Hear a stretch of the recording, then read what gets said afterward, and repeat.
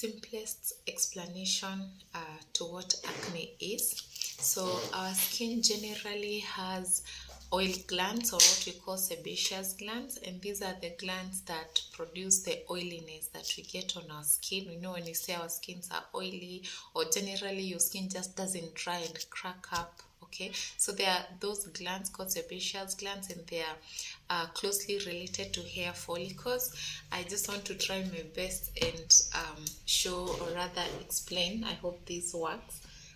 But there's some reflection. But generally, if you can see this is just a diagram, kind of trying to show what our skin looks like, the structure. So this is a gland under our skin, or rather in the dermis. So this is the epidermis up to here, what we usually see, and then this part of the skin, and below is the fatty layer. But these are glands in the dermis or in our skin, and they just produce oil, and this oil gets its way into the surface through the hairs, or the hair follicles, or the openings. We have hairs almost the entire skin, not only on the scalp or the hair areas. And when we talk of acne, this is what we talk about. So generally it's an occlusion. This gland get blocked, and it expands, and then there's bacteria inside, and then there's a cascade of inflammation, especially through innate immunity, or just generally inflammation just gets activated, and it gets red. They can get swollen, they can get other secondary infections, and they just swell. You get all these big bumps on that you usually see. So it can be very tiny, mild, small pimples, very superficial blockade. You can get what we have comedons, or black or white heads. They can form nodules, bigger pimples. They can form cysts. They can form even abscesses, and so on and so forth. So it's a whole spectrum, but generally that's the idea.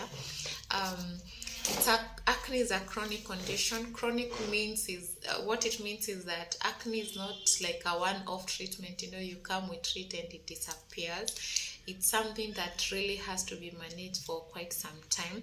There are those that have, a period we can tell you maybe this after some time it will disappear. For example, infant acne, they come because of the hormones they have gotten from birth and so on. So that clears. Then the highest percentage, of course, is in adolescence, as the body changes. These sebaceous glands become huge.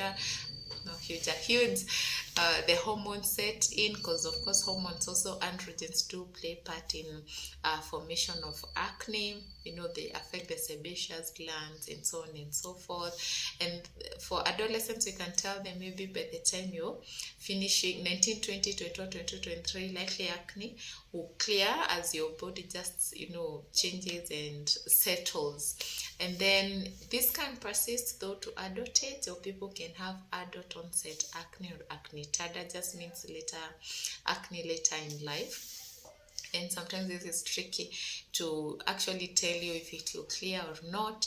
And usually in adults, maybe the presentation, the patterns might be different. So the patterns of the lesions you see on the face, you can actually tell what type of acne you have, or what is driving your acne more than the other thing, because there are quite a number of things. Sometimes it's in the family. Of course, if you have parents or siblings with acne, we know your acne is going to be tough, and we can tell you need to start fighting acne early. We've talked of definitely the androgens, the hormones can play a part, the immunity. Some people have what we call polycystic ovarian syndrome or disease. Maybe you have issues with your menses and so on and so forth. These are the people you go out and check for hormonal issues. Or if your acne persists around this area only, we call it like a beard pattern, and maybe even in ladies that is. And we know there's some more androgens driving. Sometimes it's the product, the cosmetics, your hair products, especially for people that acne persists mostly, like around the hairlines and so on and so forth. Then of course there's the bacteria involved. Sometimes it could be fungal. So there's a pattern we'll see, and we can tell this is likely fungal acne.